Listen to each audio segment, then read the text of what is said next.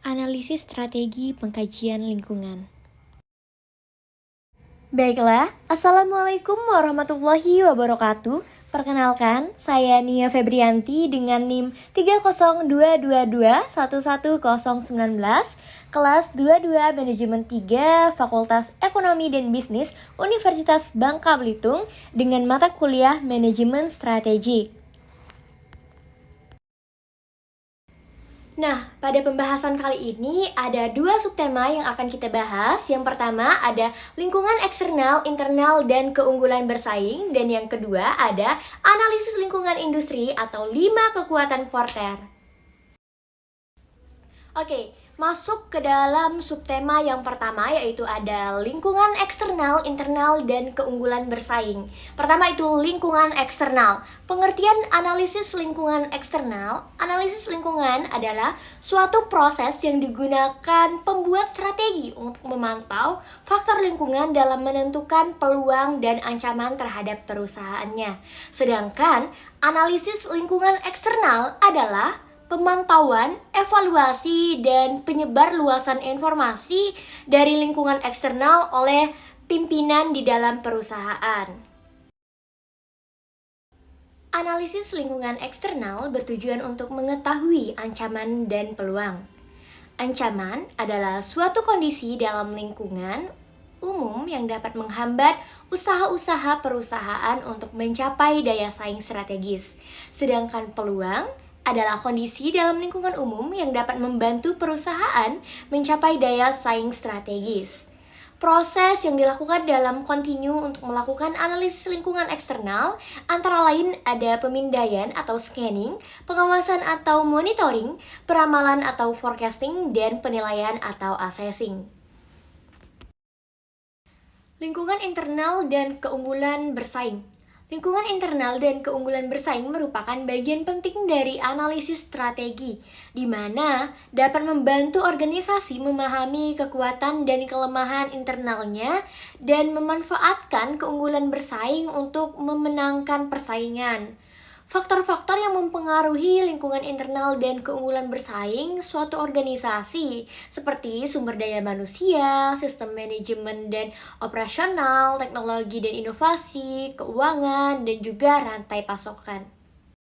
Oke, kita masuk ke subtema yang kedua yaitu ada analisis lingkungan industri atau 5 kekuatan Porter.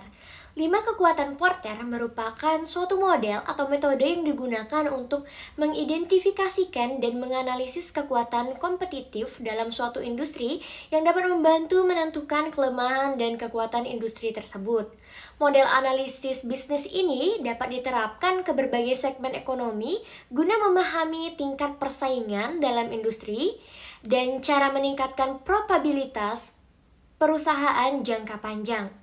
Model 5 kekuatan Porter tentang analisis kompetitif adalah pendekatan yang digunakan secara luas untuk mengembangkan strategi dalam banyak industri. Menurut Porter, pada tahun 1980, hakikat persaingan suatu industri dapat dilihat sebagai kombinasi atas 5 kekuatan, yaitu yang pertama, persaingan industri, yang kedua, ancaman pendatang baru, yang ketiga, ancaman produk pengganti, yang keempat, ada daya tawar pembeli, dan yang kelima, ada kekuatan tawar-menawar pemasok. Oke, yang pertama ada persaingan industri. Persaingan tinggi ketika suatu industri memiliki banyak perusahaan dengan ukuran dan kekuatan yang sama. Pelanggan dapat berpindah dari satu perusahaan ke perusahaan lain dengan sedikit biaya. Oleh karena itu, di pasar yang kompetitif, bisnis lebih cenderung meluncurkan kampanye iklan dan pemasaran yang agresif dan menurunkan harga mereka untuk mencari pelanggan. Strategi tersebut dapat mengurangi keuntungan perusahaan. Persaingan dalam suatu industri rendah jika beberapa perusahaan menawarkan produk yang sama. Mereka memiliki lebih banyak peluang untuk tumbuh dan menguntungkan.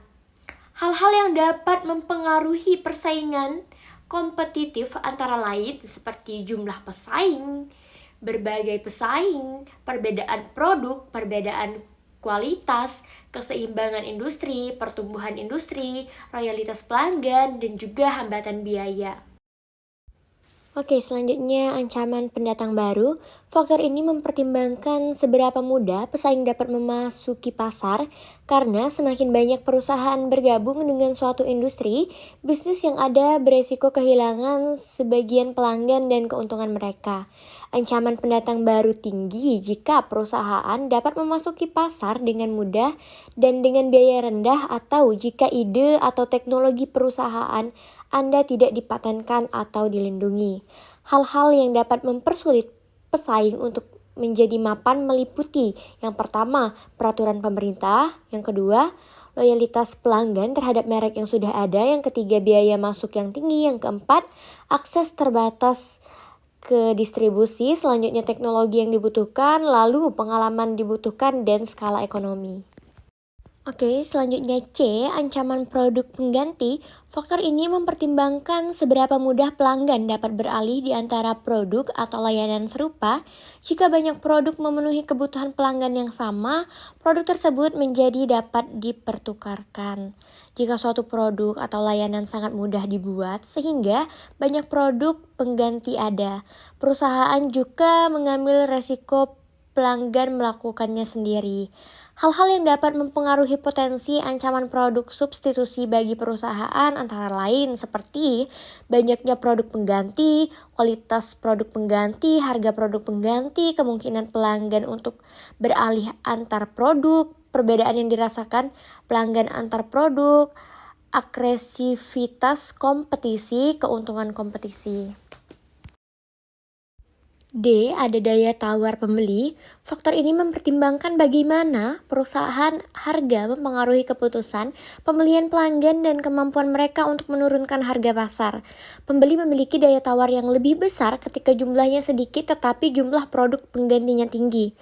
Hal-hal yang dapat mempengaruhi beberapa besar kekuatan yang dimiliki pembeli atas penetapan harga perusahaan meliputi jumlah pelanggan, berapa banyak produk yang dibeli setiap pelanggan, kemampuan pembeli untuk mengganti produk, sensitivitas pembeli terhadap harga, akses pembeli terhadap informasi seperti di internet sehingga mereka dapat membandingkan produk dan harga. Dan yang terakhir E, kekuatan tawar-menawar pemasok. Faktor ini mempertimbangkan jumlah pemasok yang dapat diakses oleh perusahaan dan seberapa mudah pemasok dapat menaikkan harga atau mengurangi kualitas produk mereka. Hal-hal yang dapat mempengaruhi kekuasaan pemasok atau keuntungan perusahaan antara lain seperti jumlah pemasok, ukuran pemasok, kemampuan perusahaan untuk menemukan pemasok pengganti, keunikan produk pemasok, kualitas produk pemasok, kekuatan saluran distribusi pemasok, volume produk yang dibutuhkan, biaya beralih pemasok, pentingnya industri bagi bisnis pemasok. Oke, cukup sekian pembahasan dari saya. Terima kasih.